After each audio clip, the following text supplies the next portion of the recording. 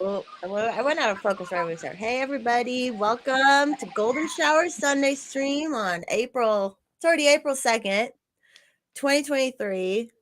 I'm joined today, of course, by my co-host, Hex. Hello, world. Oh, Michael, you're muted, FYI, before I... Yeah, no, I know. There's just a lot of noise about it. The beat No, going it's on good. and somebody's bumping the music. I wanted to make sure I wasn't interrupting your intro. You're good. You're good. I don't know. Why don't you introduce yourself? But I'm Mike Rufo. If you don't know me, I'm sorry, but I promise you'll be better off after you do. Just because I like to have a lot of fun and live life of liberty. I really don't know the purpose of what we're doing, and we're gonna have fun, and it's gonna be a good time. But no, I've run for Congress twice under the LP banner. I was heavily involved in NJLP. I am involved now in the Florida LP, and I am an at-large rep for the Libertarian National Party. Okay, yeah, that's right. That's right. Very cool. How was those races, the Senate races?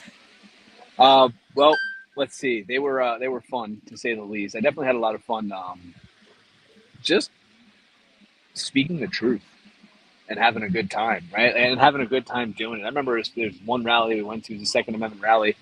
You know, I'm standing in the crowd with a couple of my friends and people that were there, and it was getting to be my turn to go up, and I literally just crushed a White Claw and then went up on stage and started talking. Like it was,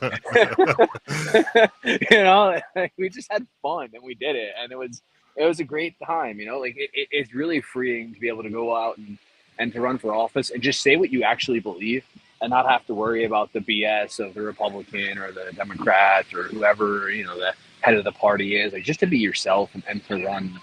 That was a lot of fun. And people, and I tell people that I ran for office, and they're always like, "No way!" I'm like, "Yeah." And they're like, "That's so cool." And I'm like, "I guess it is actually, if you think about it." I got to go into the voting booth twice and click my own name, which is interesting. But yeah, no, it was awesome. It was fun. It was an experience. Anybody who's interested in public policy or wanting to be or government or whatever, even if you hate the government, you should still run. Like just tell people how horrible the government is and why it's an evil, why its existence is based in pure evil and force and violence. Like just to get through, and you'll be surprised how many people are actually receptive to the message. My favorite moment, and I know I'm rambling, but you asked. You're good, yeah. So my favorite moment was when I went to one of the League of Women's Voters debates afterwards, and the women from the League of Women's Voters, who are traditionally known to be Democrats and everything of the sort. I had several of them walk up to me, give me giant hugs, thank me for being there.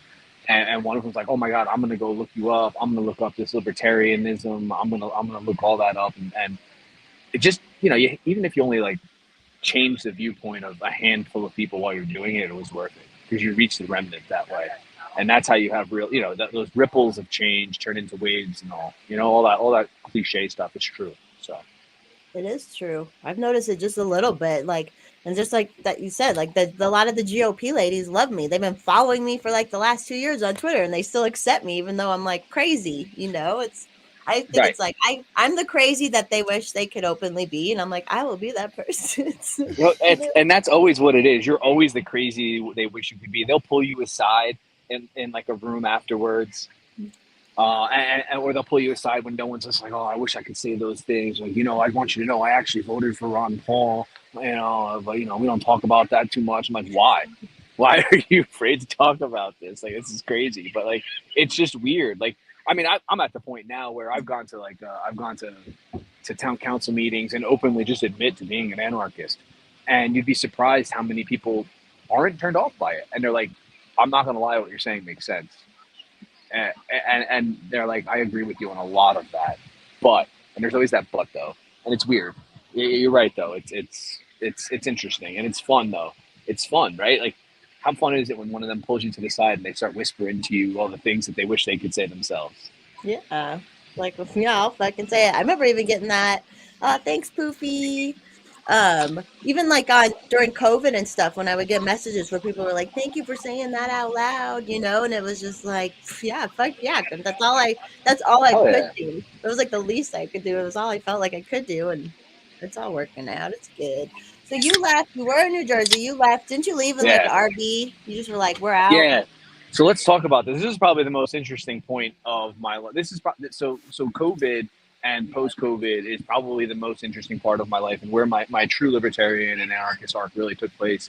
Um, so it's 2020. You know, I sit down in my boss's office. I sold cars for 16 years, right? So I sit down in my boss's office. It's the week of the lockdowns. I sit down. I go, bro, they're shutting down the state. He goes, what are you talking about? I was like, they're gonna force you to close on this weekend. He's like, get the hell out of here. Sure shit, they do, right? Time goes by, everything keeps happening. My wife's my wife literally starts nursing, and this is a very key to our story.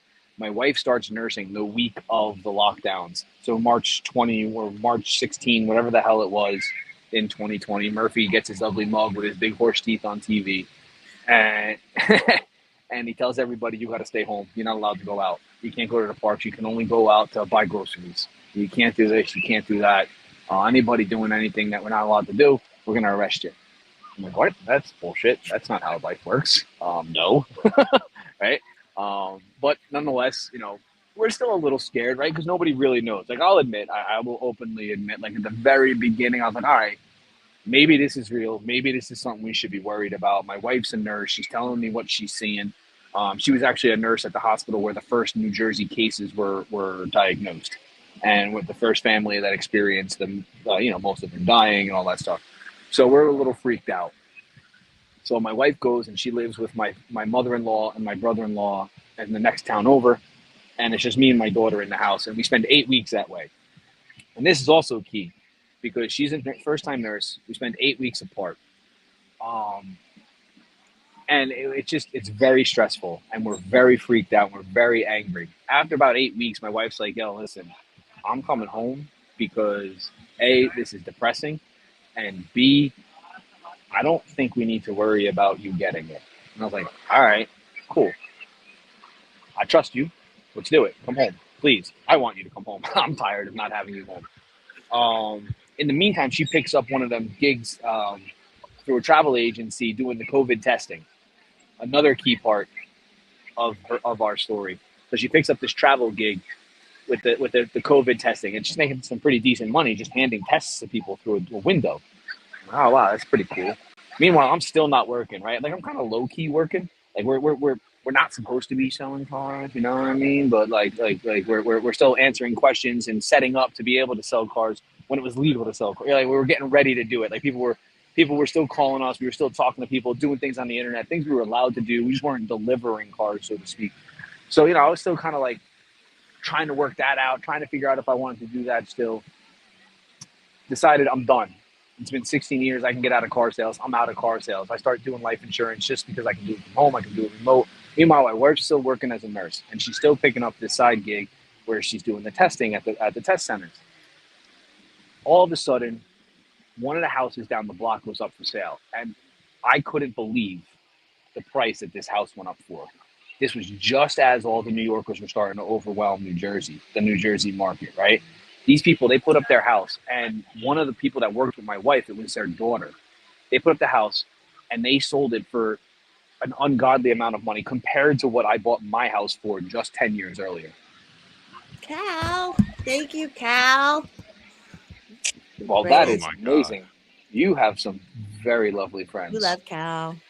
And Cal, he's a black man, so that's diverse. That's diverse. Yeah, we're pegging off DEI qualifications right now. It's a DEI qualification. It's we're good. We're winning. Everybody's happy now, right? Like, now all the lefties should be happy too. All right, so fast. Union in the chat. Oh yeah, Daniel's in the chat. What up, Daniel? What up, Dan? So listen, so let's fast forward because I know this is going to get real boring. They sold their house for a ton of money. I looked at my wife and said, fuck it, let's sell the house. We sold the house.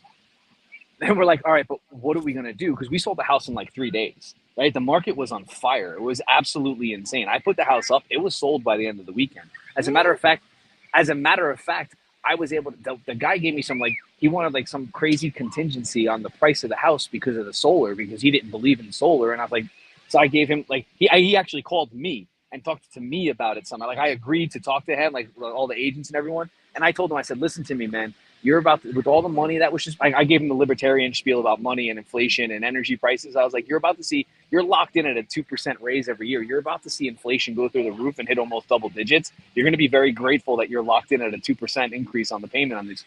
And whatever, nonetheless, I blew that deal up. It was so hot, the market. I blew the deal up. 2 days later, I had another deal for more money. Right? Like, I literally had 12 offers on my house in 5 days. It was insane. And I sold it, and I was happy, right? Like, listen, I'm a millennial, right? And everybody always, all millennials are always complaining. I never got a chance to take advantage of this. I never got a chance to take advantage of that. Well, I got lucky. I bought my house the day of Hurricane Sandy in 2012. I moved into my house the day of Hurricane Sandy in 2012 in Jackson, New Jersey. Like, and it was the bottom of the market. And then as the market exploded, I saw an opportunity. I took advantage of it. We sell the house. We don't know where we're going to go live. Here, not right. So now here's where it gets a little wild. My wife's working as a nurse. I go, let's buy a camper. We're going to buy an RV. I was like, I got a 20-year-old GMC Yukon. Let's buy an RV. We'll pull it with the Yukon, something that's less than $5,000. So we buy ourselves an RV. So we make this plan, and we're going to spend the summer traveling all the different area, like vacation areas in New Jersey. So we travel in the coach. I spend a month down in Long Beach Island. You know, it was great. Summer of my daughter's life. We got the house money. You know, we're saving it. We're putting it away properly. We know we want to buy another house. We're doing all the smart things. My wife's still working. So, and we made a deal that we would pick campgrounds that are always within an hour of the hospital she was working at. Great summer. We're in the RV. We've been in the RV for 3 months. Phil Murphy says, "Oh, if you want to be a nurse, you have to get the COVID shot." Ooh. And my wife was like, "I don't know." She goes, "I'm not sure about this shot." She goes, "This isn't right though, because I'm being stripped of my informed consent. Like, nobody's telling me any of the risks. They're only trying to tell me of the so-called benefits," which at this point now, I don't want to blow. I don't know what you're on or what you're not on, if I can speak freely about COVID and all that shit, but we all know it was bullshit, right? Yeah. So she's like, I don't want this shot. What are we gonna do? I was like, I don't know. I go, you did that travel nurse thing during COVID where you got paid extra money to give the shots. What about being a travel nurse?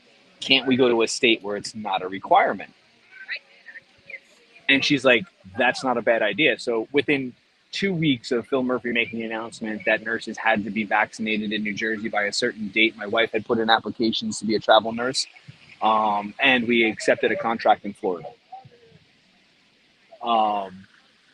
Again, don't have a house, just in an RV. And we're like, screw it. There's nothing tying us here. Let's go. Now, big catch, I have a 8-year-old daughter who plays hockey. I really don't know what I'm going to do. But I've already homeschooled. I started homeschooling during COVID because the teachers weren't doing shit on the internet and I was doing all the work. And I said, well, if I'm going to do all the work now, I might as well do all the work. I've always been a proponent. I've always been someone who thinks homeschooling is the better option. Anyway, it's time to, again, live what I preach, right? So now I'm mobile. I'm all over the place. So I start homeschooling. I do that. We come down to Florida. I dropped my wife off in Florida in September of 21. I stay in New Jersey so my daughter can continue playing hockey for her hockey team. I fly back and forth to Florida throughout the winter.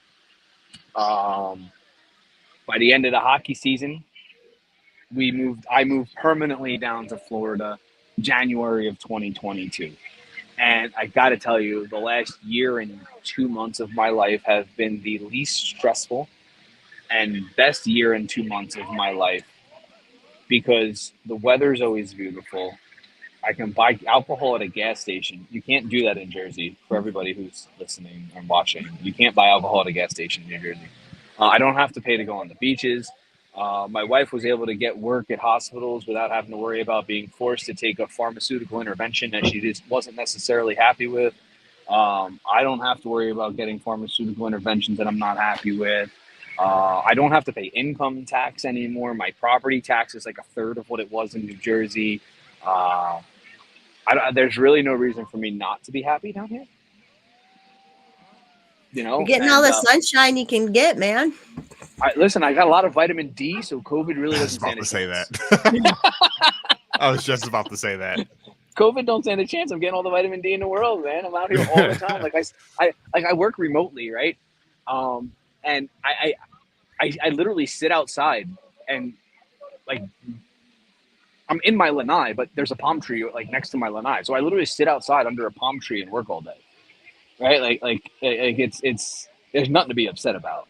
And anybody that tells you that it's too hot in Florida is lying, because they probably hung out in like Central Florida where like there is no breeze from the ocean. But I'm only about 15 minutes from the ocean on the East Coast, so there's plenty of breeze, and I'm good, and it's not too hot at all. I mean, it's a little warm today, but it's summer here already.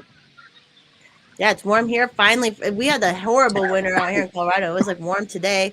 My convention was this weekend. I've been doing too much Liberty shit, man. I am exhausted. Let me tell you, I got to tell you, 7 years. What? 2016 to now? What is that? 7 years. 7 years of doing Liberty shit. Like, I am super exhausted, and I It's feel so that. tiring. It's so tiring, right? Like it is exhausting, and I get paid to do Liberty shit now, and it's even like like when you do it all day every day, it's very exhausting. But the one thing I always tell myself is like, I'm doing what I love, right? And I'm not going to give up doing what I love, because I know how many people I've had conversations with. Well, I know how many people who witnessed and watched my story during COVID, who like made adjustments to their lives and had told me like, dude, I watched you and your family do what you did, and it inspired me to do X, right? Even if they didn't go as far or do as much. Like, I can't tell you how many people have like come up to me, even now here in Florida, when I just at the hockey practices and everything, like, yo, talk to me more about this homeschooling, because I think we're gonna try it. Right. And they only know about it, and they only think it's an option because they hear me do it and they see me doing it every day. Right. So just living the life and actually, I that part is the fun part, right? Like that, like I said about the ladies at the debate, the fun part is when like real life people, not Twitter people, not Facebook people, not Instagram people, when like real life people come up to you and they're either A, picking your brain, asking you questions about stuff, or B, saying, hey, I saw you do this, how can I do that? Like that's the reality, right? And that's what everybody's got to really focus on. It's man, Twitter's fun. Twitter's fun to troll people, right? Like, I intentionally got blocked by 2 gun grabbers today. Why? Because I can. Nice. And it's fun, right? I didn't even say anything mean, right? I just said, like, this is a completely intellectually dishonest take. This is nothing but intellectual dishonest propaganda. You're intentionally misleading people about what this meme means, or you're intentionally misleading people about what it means to be quote unquote pro gun, because nobody's pro gun. You're anti-gun, and you need people to be pro-gun so you can create a false dichotomy via a binary, right? Like you don't, like, nobody's pro-gun. We're pro self-defense, and we understand that gun is a tool that we need to leverage to be able to Level the playing field. to level the playing field, because there is an unlevel power advantage to certain people, and in order to level that playing field, you need that tool, and it's man, like, that shit's fun, but making the effect in person, that's the real fun. That's really where I enjoy myself. Well, it's like walking the walk. You actually walk the walk, and you can talk shit on Twitter because you're actually fucking doing shit. You're out there, and you're a likable person. Like, and there are people out, like, to spread this message of liberty. We need likable fucking people. You know, like, that's just what we need, and who are going to be excited. They're like, and you're just living you. You're just fucking doing you, and it's liberty. Like, and that's the best part, right? And that's like what you do too, right? Like, you're just you. You come online, you do your thing, and you're being yourself. And that's so much of that's missing, right? Like, they're all fake. You'll see this. I mean, this is your first time running for office, right? Yeah, it's been real great so far. The first 24 hours was awesome. Listen, that's amazing. I wish I would have got that kind of freaking press. Like, it's amazing that happened. I was so happy for you when that happened. I was like, this is great. They took the bait. They took the bait. She's getting press now. It worked. This is amazing.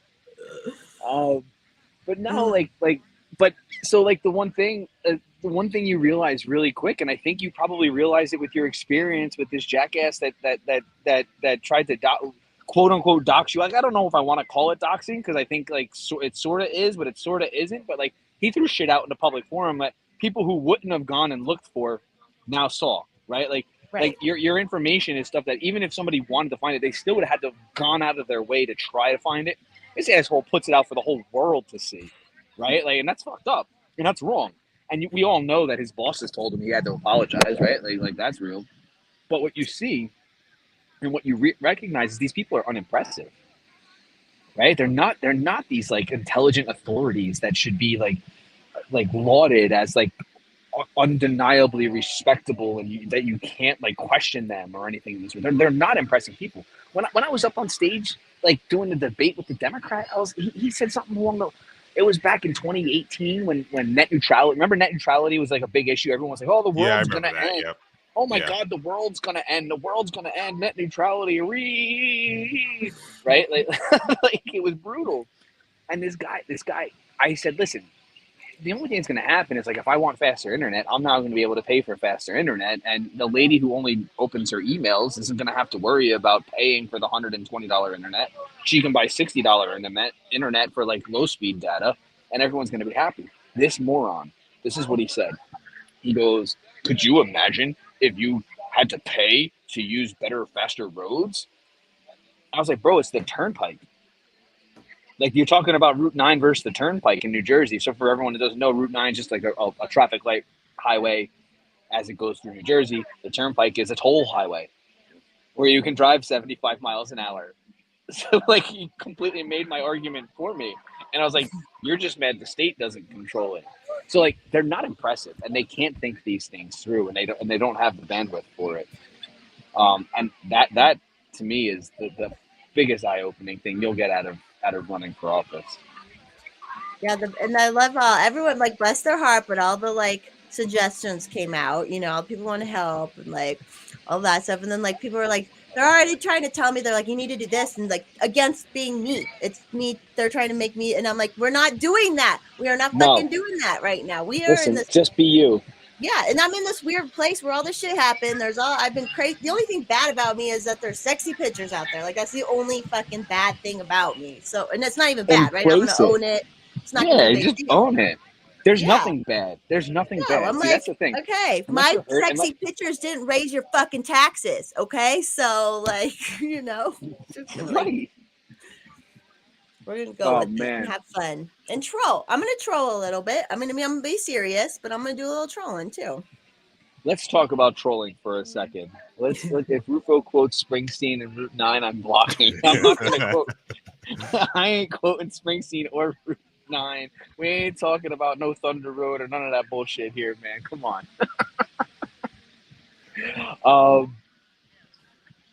Yeah, but let's talk about trolling for a minute. So, have you guys found that it's different? Like, have you noticed a difference on Twitter? Since it's like, since the Elon Musk was just the different, it's definitely different. Yeah. Like I've noticed, I think, and I haven't been very active on my personal Twitter, right? But from what everyone's telling me, being a reply guy seems to be getting you more traction lately. Are we off on this? Or I know this guy just put his thread out about what gets you traction on your posts, but like, is there something to being a reply? Because it used to be like if you would quote tweet people, you would get better engagement. Right. Now it seems you got to reply to people and troll them in their replies.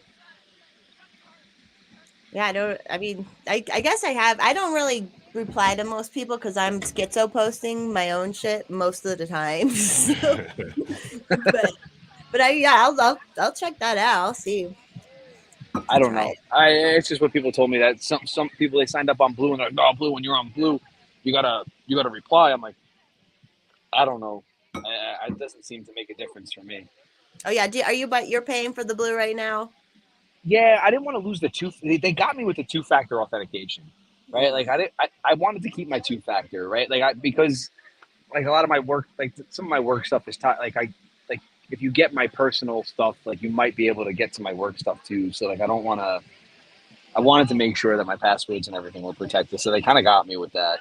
Yeah. So no, I'm paying for it now too. I was like, what the hell? I'll try it. Because it was after I got all of my accounts back. I got all my accounts back, which again, I'm probably not going to use some of them because of the 2-factor thing. But like, I was like, okay, I'll pay for it. You gave me my accounts back. Like, how excited were you when you got your account back?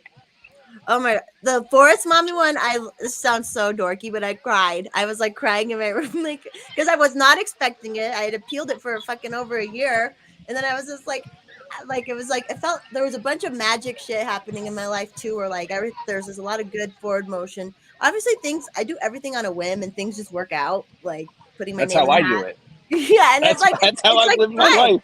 Yeah, It's you just like amazing. fucking throw it out there and you just go with Fuck it. it. You make the best of Yeah. it, like the flow state or whatever you want to call it. Oh, thanks, Adam. Saying it like I'm Councilwoman Molly. But yeah, so it was cool when that happened. I was like, okay, there's some like I always say there's magic going on. Like I was like, oh, there was some magic going on because a bunch of cool shit happened like that. That's awesome. No, listen, when you got your account back, it might be you might be the one that, and that it's silly, but like you were the one I was like, holy shit, like that was the one like I never thought was coming back, right? Like a few people got their accounts back. I was like, all right, good for them, good for them. But then when you got your account back, I was like, no way, because like they banned you for your profile picture, which was so silly. Right. Yeah, and I could have deleted it like a long time ago. I would totally have deleted it and changed it. That would, but that like they were like no the whole time. Then just randomly Wow, they're like, oh okay, delete it now. And I was like, you could have told me that absolutely wow. forever ago, but whatevs. It's been a fun journey, like all the different accounts and the way they've been built. Like it's still silly and fun, and like everyone's been along for the ride and has seen me get to this point and love it. That's And I awesome. almost have as many followers than that fucking jackass. So that'll be cool when I surpass his follower count. I'll be like, You know what? sorry. They're so weird. Like they just think they have this authority, and they don't understand. I really do think like they're in such an echo chamber that they. I honestly like. Part of me thinks they're just evil, and they're bad people, right? But the other part of me believes that they are just so full of themselves, and they just truly don't have a finger on the pulse of what's actually happening. That it goes right over their head, and they completely miss it. Like I think a lot of it is just straight ignorance. Like they're so entitled, and they've been so successful in their lives that they're just ignorant as to what's actually happening around them, and it's mind-boggling. And I can't understand it, but I just But he can't Man, outed understand being himself. that way. At least he outed himself, and like that's like, and because that whole he did it to me because I showed him doing it to someone else. So he was just being a predator, and like I have dominance over you, and look, I'm gonna do it to you too, and then it fucking like suck it, backfire. Right, motherfucker. right, wild, absolutely wild. Little old, and I've just like, even though I'm like Twitter account got big, I'm a very normal person out here. Like, I'm not like, it's just normal. I don't have a bunch of huge connections and shit. So like every little thing that's happened and because of Twitter in my life, it's hilarious. It's just like, Well, okay.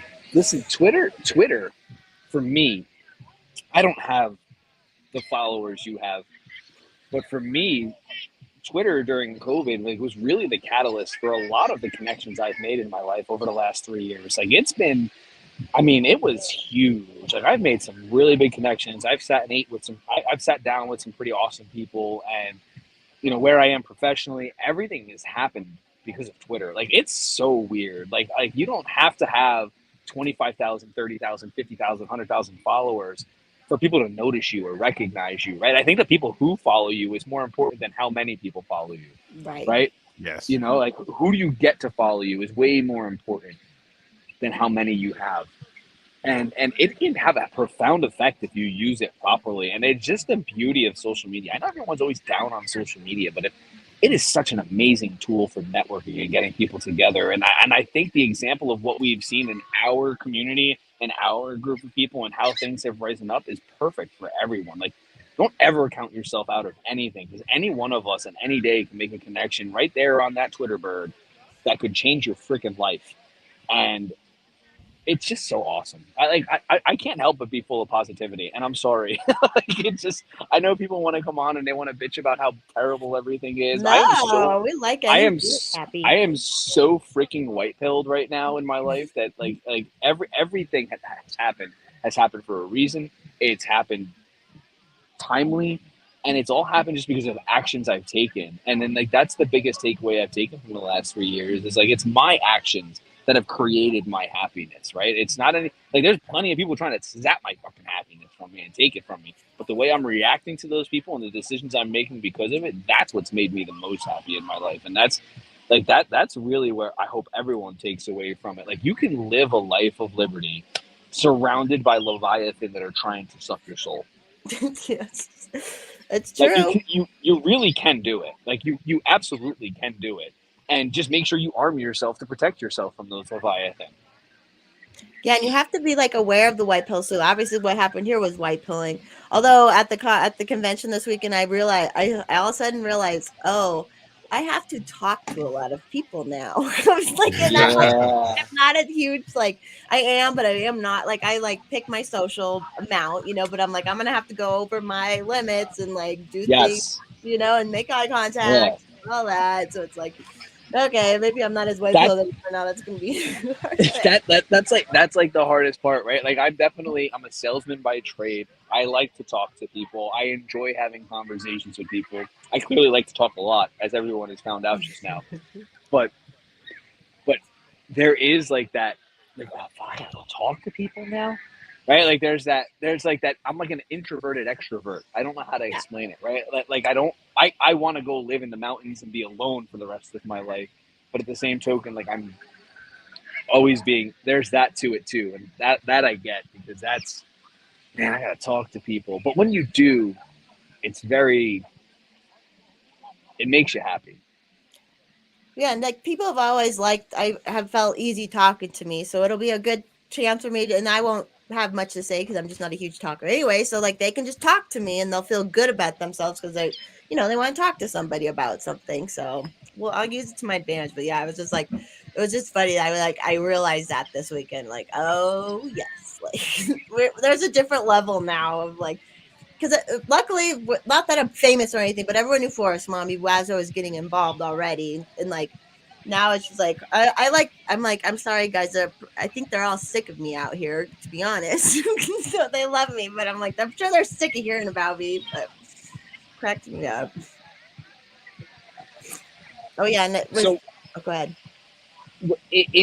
in Colorado, on your campaign, what is like, I'm sure everyone that follows you has probably heard this. Like, what is like the thing? What is the thing you're going after that is going to help separate you from the pack of people that want to run everybody's life?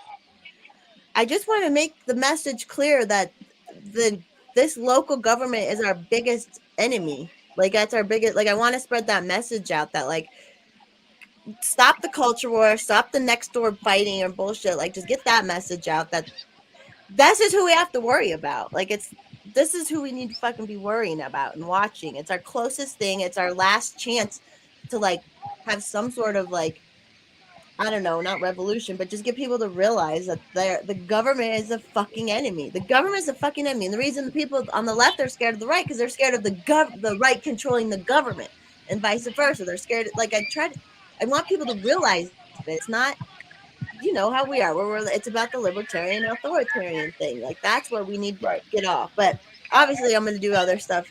There's going to be some people who don't like me because we need police reform out here. So I'm going to be about that. And then like any stupid fucking spending. Like the girl I was on their little local newspaper, and they were like, I was like, yeah, I don't think citizen taxes should be paying for like consultants and stuff like that. And she was like, do you mean DEI? And she was a her, and I was like, I'm like, yeah, just like Yeah. that. That could be, but I was like, I didn't want to be all like, I was like, that should be voluntary and on people's own dimes, or I didn't like try to make it like where she would call me a Trumper or whatever the fuck they could, which they will anyways. But They're gonna call you that anyway. It doesn't they make call a me difference. everything. They're gonna call me They're fucking. gonna call. They're gonna. The right's gonna call you a commie, and the left's gonna call you a fascist, and there's nothing you can do about it.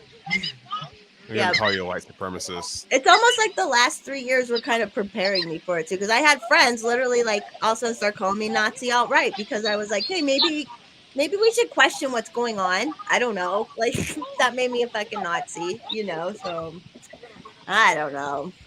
Hex, I'm they're gonna like, call you a. They're gonna call Hex a white supremacist too. oh, they So already do. Yeah, they already do. my favorite. You did this thread one time with this one dude who was trying to call you out on shit. It was just Oh, fucking amazing. Lucas.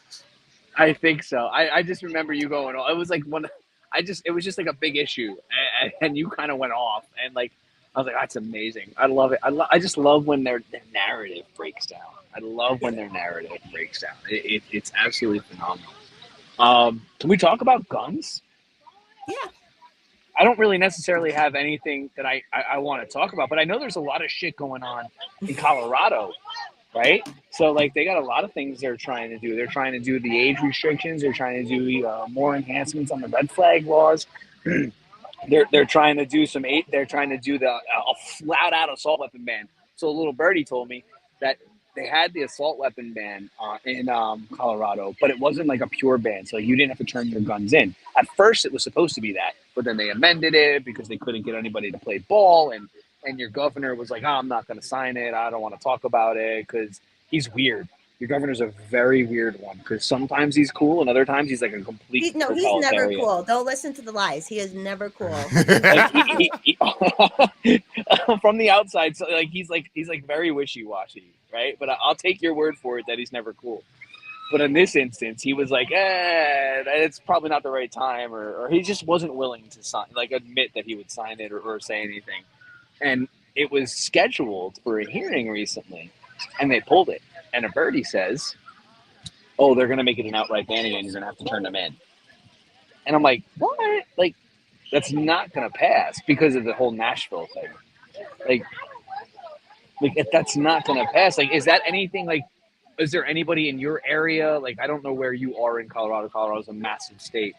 Like, is that something that's really pushed for where you are? Is that something that, like, you talk about people? I think, like, there's certain counties in Colorado that have recently had their assault weapon bans joined, and they're not allowed to enforce them. So, like, how is that working, and is that something that you're going to pay attention to?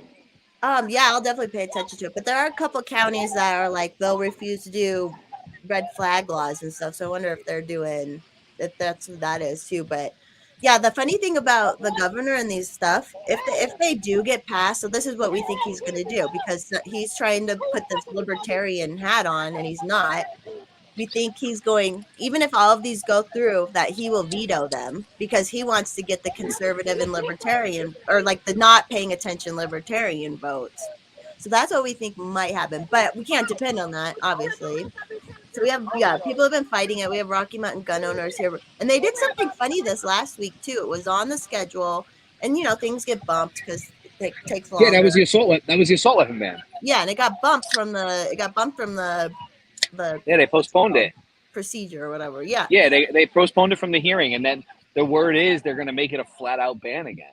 I'm sure they're playing these fucking games. And the people who are like talk about unimpressive people, the people who are bringing these bills forward, the most unimpressive women you've ever seen in your life. They're not even like and I mean the men are too, but like they're just so fucking unimpressive. And all they do is bring bills like this and bills to like limit small business and hurt people who own property, and like that's all they do. And they're just these fucking like, they're just dumb. Like they've never owned a business. They don't believe in freedom and stuff. It's like they bring all this stuff because they feel like they have to, like, yeah. The gun stuff's gonna be crazy. I think it's very important to point out how unimpressive they are, right? Because that it undermines their authority, right? And to really underscore that and to show everybody how unimpressive they are and how unintelligent they actually may or may not, that they may be. It's just that really is the key. Like, you gotta tell people, like, you gotta show people how, I don't want to say dumb because they're probably not dumb people, right? Like dumb is a very strong word. Like, you gotta be stupid, like, to be dumb, right? Like I know that doesn't make sense wholesale, but like most people are not dumb. Most people are just misinformed, right?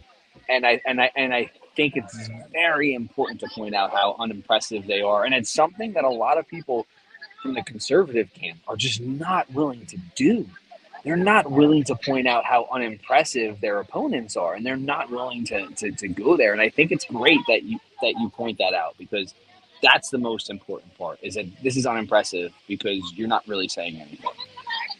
Yeah, and that's why people should at least try to go speak against the bill at least one time or something, because you see them in there, you get to look them in their eyes and speak for or against whatever you're doing, and this is how unimpressive they are. The first thing I went and spoke against, I feel like I had more command of the room just when I was giving my little ditty, than any of them did. Like, no one wanted to listen to these fuckers, but when I got up and spoke, the room was like, I felt like listening to me, and they were like, oh, what's this girl got to say? That's Right. how unimpressive they are. No one even fucking cared about what they were saying or doing, and half of them are, hey, they're all frumpy and ugly, and then and then then you see some of them who are just like, they just look like they don't even want to be there. They're just like, and I'm like, then don't fucking be there. Like, don't fucking be there. But there's been the whole Act Blue and all the subversion that's gone on to get these people into play. So they're just like placeholders voting for what they're commanded to vote for. It's, drives me nuts. Drives me nuts. So Hex, what's your favorite gun? The one that you own. One that you own. What's your favorite? Come on, man. I know you're a big gun guy. Probably my AR that's behind me. Your AR that's behind you. Well, give me a little more detail, man. That's a very generic statement. This one. What is that? Oh, it's like a little foregrip there, a little scopey scope. See, you're not. You're in a place where you can have all that fun stuff. That's nice. I too am in that place, but that is pretty. That you just got it right there. Just right there. Yeah, it's just sitting on my guitar rack because why not? Why not? No, I love it. You don't have any kids. No. That's why. Yeah, no, mine don't just sit on my handgun. Maybe is out, but my other ones are away. Right. That's funny. That's awesome, man. That is absolutely fantastic. That's another thread Hex got called the white supremacist for too, is when he wrote, hey, gun laws were all made literally out of racism. He made a really good thread. Oh, did you find that thread again once you got your account back, Hex? About the gun thing? Yeah, like the Virginia law starting it. Is it pinned? I don't have it pinned, but it still exists. I didn't delete it. Okay. That was such a good thread. But you can't say that. You can't educate the left on, hey, guess what? You guys are we're like, it comes from racism. What you're preaching for actually came out of racism. So, But they've embraced that now, right? Like, you got Gavin Newsom out here who's like, well, we understand that the reason Ronald Reagan did the Mulford Act was racist, but we realize that it was a good idea. There was some news publication. I think they're called Salon or something like that. They when the Uvalde happened, they put out an article about the Mulford Act and then how the Black Panthers rolled up to the Capitol armed. And then the headline read something, how racism saved lives. And then they caught a lot of flack for that, so they ended up changing it. Yeah, listen. So in all of these lawsuits that are happening right now, right? Like, in all of these lawsuits that are happening, suing the government for all of these new Sensitive Places Acts and everything that's happened since the Bruin decision, where I don't know if everyone's familiar with the Bruin decision, but the Bruin decision happened in June, and it basically said you can't make the entire city of Manhattan, you can't make the entire city of Manhattan, of the island of Manhattan, a gun-free zone, and you have to issue carry permits. There's no more may issue shit. Yeah, you can't just may issue, right? Like, you can't say, like, you can only get it if it's like an extreme situation. Like, you have to issue one if somebody's qualified, like if they're a good person, so to speak, right? And that's like even like a very gross and terrible explanation of what the Bruin decision was. But basically, it said like you have to issue them. It's not you can't. Like, if somebody's not a danger to society and they're not a violent criminal, you have to issue a carry license. So there's been a lot of laws that have been passed where they've been trying to like really like be cute with the sensitive places and where you can or can't in gun-free zones. And the big thing that they all keep leaning on for their historical evidence, because Bruin said you must have a historical analog. Text history and tradition. Right, text history and tradition. Right, like every other amendment, like every other like of your rights, it has to be text history and tradition, and you have to. It has to. Is it an infringement on the Second Amendment based on the text? Is there history and tradition that is well adopted and analogous to what you're trying to do right now? And everybody in every state is trying. They all anti-black carry laws and anti-Catholic carry laws is what they're citing as the history and tradition of why they're allowed to ban people from carrying their guns now. The governor of New York, of Kathy Holster, she tried that shit and she was like, "Oh yeah, we disarmed the Native Americans back in the day," and it's like, yeah, oh my God, no, she didn't just say that. Yeah, one of my most popular memes was when she said that, and it blew up because it was like, what? Like, he used Wounded Knee, and it was just like, bam, like that like you're just silly, like you're admitting that like racism was good, like, and it's such a bad look, and it's like, well, because we it wasn't considered unconstitutional then. I go, but it was, because they got rid of the laws because they were unconstitutional, and they were racist. Like, you're wrong. Like the fact that they're leaning on racism as a crutch for their current authoritarianism is the most amazing part. Yeah, it's the most amazing part. Yeah, and you see those in, like, not even just politicians, just like random ass people. They will go, should assault weapons be banned? And then I see this quite often where someone will go, well, maybe black people need to get armed, and maybe they'll finally ban them. And it's like, do you realize what you're saying right now? No, that's the thing. Like, they don't get it, man. They really do think, like, they've been so successful in controlling the narrative for so long that they really do think that, like, gun owners are racist people. When I don't know a more, listen, every group's got its bad apples, right? But like, some of the most accepting and, like, yeah, absolutely, there's two groups of people that get such a bad rap in this world that are the nicest and most welcoming people that I've ever met in my life: gun owners and weightlifters. Yep. Like bodybuilders and gun owners are the nicest, most welcoming people I've ever met in my life, because they understand that they are in a community that is ostracized, and they like go out of their way to be extra nice to people when they're coming in, and like, because they want people to understand, we love you, we want you. The reason we promote what we do is because we want you to be better. Like, weightlifters want you to be healthier. Gun owners want you to be safe. Like this is such a silly argument that they're bad people. Yeah, and they're always the nicest. Yeah, the gun owners, I mean, even just on Twitter, like, just the huge gun community on Twitter, like, it's just like the sweetest community. It's totally true. You got a whole, like, beach setup now, like a little tent you bring with you each time. Oh, look at that. Love it. Yeah, listen, so when in Jersey, I lived by the shore, and we would go to the beach all the time. I grew up at the beach.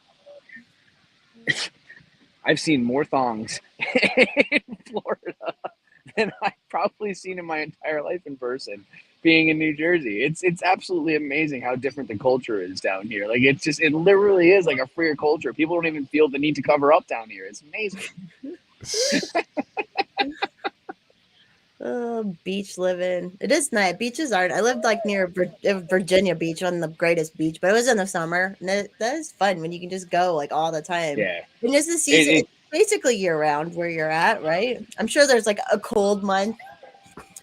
There's a cold day.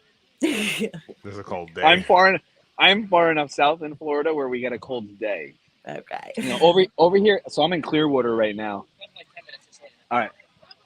I'm in Clearwater right now. And it gets cold up here because Clearwater is actually pretty far. Clearwater and Tampa are pretty far north. I'm in Port St. Lucie. I don't care. It's on my Twitter that I'm in Port St. Lucie. I think I'm far enough south in Port St. Lucie where I get like a cold day or two. Like, and by cold, I mean it might drop below 40 at night. And then I'm 65 at the coldest during the day. Like, I don't think I've had a day in the middle of the day where it was colder than 65. So again, that's another thing where when you come down here, when you leave New Jersey, you're like, how can I be upset? Like, I just can't. Well, yeah, everything's just worked out in a good way for you. So is there hockey leagues for your daughter down there? Yeah, actually, and it's more intense down here than it was up there. It's so weird. Like, so you think you go to Florida and hockey's going to be like, oh, you know, a bunch of ragtag, like Bad News Bears type hockey teams where it's like, you know, no, it's just a bunch of kids getting together and it's not going to be great. But the problem is, like, everybody that comes down here from the Northeast still wants to play hockey. So you got all these killers and these amazing hockey players. Then throw in the fact that my daughter plays hockey half an hour from the Florida Panthers facility. So some of the teams that the one team she plays against has like 3 children of professional hockey players on it, right? Like it's absolutely insane. And then the hard part is, in order to find really good competition, because she's on some pretty good teams, we have to fly all over the country. Whereas when you're in the Northeast, you can drive half an hour, 45 minutes, and you can find a competitive hockey team. So we do end up with it. It's more intense in the fact that like we do more travel and we're traveling a lot more because of it. But whatever, she's happy. I have one kid. Like, my job is to give her the world, right? So I'm gonna homeschool her. I'm gonna protect her from the fucking crazy people in the world as long as I can, and I'm gonna give her every opportunity she can to thrive. You know. Yeah, well, homeschool life is just so much more fun because you can go on vacation wherever you fucking want. Or Alice in the chat, they homeschool, and it's just like it's just so much better. Like, it really is, and yeah. and honestly, like, I know I do guns, and guns is a big thing of mine, but homeschooling is probably the biggest thing of mine, and I'm not very super involved in that world or selling it or anything. But if I could just be an example for other people, like, I have a full-time job, my wife has a full-time job. You know, my wife is a nurse, overnight nurse. Like, she works shift work as a nurse. So like she like we have as stressful as a work schedule as anybody, and we do it. You know, granted, I work from home, but like, it's possible, man. And like, you don't need to be engaged with people, with your kid for as many hours as they are engaged with their teachers and the school, because it's just one-on-one time and they grasp it faster, and you know when they understand a concept, and you can move on to the next thing. Like, you don't have to spend 8 hours a day schooling them because there isn't 25 other kids trying to get a teacher's attention. Yeah. You know, and I think that goes over a lot of people's heads, and they don't realize it. And it's just fun. You get to be with your kid. You actually get to raise your kid. I interrupted you. Go ahead. What were you going to say? Well, I was gonna say, and and your kid is getting the added benefit of like, this is how you run a life. This is how you run a household, because they're seeing it up, and they're not gone for part of the day. They're like seeing it, like, this is how we do things, you know. And that's so much more valuable to humans than I can't tell you. Education. It's so easy to explain to my daughter, like, when she wants something, and I have to explain to her the cost of what she wants and why we have to wait for it. It's so easy to explain to her because she sees me make those decisions every day in my own life. And she's involved with all of that, and she gets to recognize it, and she knows. There's been times where we've gone to the store and she's wanted to buy something, and she's been like, oh, but you know what? It costs this. Maybe we can wait till then. I usually buy it anyway. But she's aware, and she knows. And the homeschooling is such a huge part of that because she's always around. She's part of every decision. She knows what it's like to be part of life. Yeah, nothing. She knows what it's like to be part of life. And it's just, she gets it. And when she gets older, she's going to be better for it because she understands what it is to be an adult. And she got to really observe. I mean, just your life changes and you're living like a different kind of lifestyle. And that's like, that just teaches you how to, like, you can do different things and you can be good in different situations, even if it's not the normal, like, whatever, you know? So, no, it's great. So how about this? Just to take it one step further, and I know we're running close on time, but just the fact that she loves hockey, absolutely loves hockey, right? Everybody would think her first thought would be, I want to be a hockey player. She's cognizant of the fact that there's not a lot of opportunities for female professional hockey players to make a lot of money because we talk about it. So you know what she tells me the other day? She tells me, she goes, you know, Daddy, she goes, maybe not forever, but when I get older after high school and maybe college, I can always be a hockey coach and I can make money coaching hockey and teaching coach. Because you know what she sees? She sees me hand the money to her in her private lessons to the coach, and she recognizes, oh, he's making money.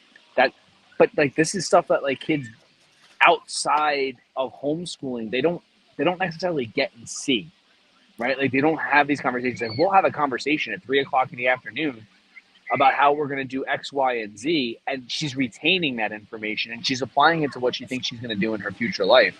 She's not just thinking about what did Woodrow Wilson say on X, Y, Z because I have to answer this question on this test a certain way so I can check a box and my teacher will be happy, right? She still knows that shit because we talk about it, but she's not learning for a test. She's learning for life, and she's getting life experiences. And for me, that's the most awe-inspiring thing. Like, and I'm just spending time with my kid. Like you can't undervalue how spending time with your own child matters in their lives. Like it's so goddamn important to their mental stability, to how strong they're going to be when it comes to dealing with obstacles. Like I see it, and other parents see it, and it goes back to what I told you earlier about the other parents asking me questions about it because they see my kid, and they see how she is, and everyone's always like, "Oh, homeschool kids are weird." Let me tell you something. Every parent on that hockey team wishes their kid was like my kid. And they tell me all the time. We were in the last tournament. Apparently, my daughter grabbed everybody after the game and huddled them all up and started telling everybody how awesome they were. They needed to win the game to go to the finals, to win for the championship. They tied, right? She huddles them, 10 years old, huddles all the kids up without the coach asking. Starts telling all the other girls how good they played. Hey, you played, you were amazing. Those saves you did, they were great. That pass you made for the goal that we scored, that was the reason why we tied this game. And she started telling everybody how great they were and how awesome they were and how they should all be proud of themselves. And it doesn't matter that they didn't make it to the finals, that we wish we could have won and we'll do better next time. And she had this little meeting with all of her teammates. And the coach didn't stop. Like normally the coach will break up whatever they're goofy. And he was like, no, I couldn't. I had to let her do it. Like that. But that's because of the time that I spend with my daughter. Right? Like that's because of the way we live our lives. That's because that's how she's seen me say it. That's because she's seen me up on stage talking to people and telling people the same goddamn things. Yeah. You know, and I'm telling you, if you can homeschool your kids, just do it. Just do it, please. Like for God's sake, like figure it out. Like if you're watching this, I promise you can do it. I promise you there's a way. Like you will be happier, your child will be happier, and things will be better in the future. I swear to God, it's not as hard as everyone tells you it is. It can be, it's hard. It's hard work. Everything that's worthwhile in life is hard work. But I promise you, you will be happier for it. I love it. I love what that's such like a white pill positive. Let's leave it on all that because I loved like just that last 5 minutes there. Loved it. So do you have any plugs or anything, Michael? We'll put your Twitter, we'll put that in the thing. Well, listen, my Twitter is at Rufo for Congress. I'm never changing it. I'm not running for Congress ever again, but I'm leaving it the same as it's always been because there's enough people that want to find me that way. The one thing I'll plug is Firearms Policy Coalition. Go follow them. Shout out to FPC. Donate to them. Shout out to FPC. Follow them. They are the number one Second Amendment litigation firm in the world. Nobody has more cases active right now than they are. Nobody has done more to secure victories against the Second Amendment in the last 10 years. I mean, they're the only ones with 2 on merits victories since the Bruin decision. Young adults are now able to carry in multiple states because of Firearms Policy Coalition. There are assault weapons ban lawsuits that are going to overturn assault weapon bans across the country because of Firearms Policy Coalition. They are the number one firearms Second Amendment organization in the country. I don't care about numbers. I don't care about the NRA. I don't care about GOA. Go support FPC. Go give them $10 a month. I promise you'll be happy because of it. And there's some dope ass memes on their website, on their socials. Yeah, they can back up that they are a good organization to give to because they're fucking doing shit. So it's like they can. Absolutely number one. Hacks, you guys, any plugs? All right. the usuals, you all know Hexcelerate everywhere, but I do want to do housekeeping before we hop off for the day. First and foremost, everyone go support your girl Forest Mommy at jessicafence.com, as you see on screen. Next week, we will have on JJ Boogie, the guitarist for Arrested Development. That's going to be exciting. We don't have anyone lined up after that. I'm trying to get Frankie on, actually. Tuesday, we had regulars may remember Adam Choi, who we had on a few weeks ago. I'll be recording with him on Tuesday. I don't know when that'll be out. Thursday, I will probably do another music live stream where you can watch me attempt to write music and just chat. Sounds good to me. All that same stuff for me. Follow all of us and sibling revelry, and put a fork in it, and Hex's channel and everyone's channel, and now I look like that. Jane McLean. Yeah. So this was great, Michael. That was great. I loved it. We haven't really talked before, so this was really cool, and I had a good time. I hope it was great. I hope everybody enjoyed watching. I know I rambled a lot, but you're likable. Likable people are allowed to ramble. Like likable people with a good message. That's like what it's about, right? Yeah, I hope so. All right, take us out, Paul. Thanks, everybody. Shout out to Paul.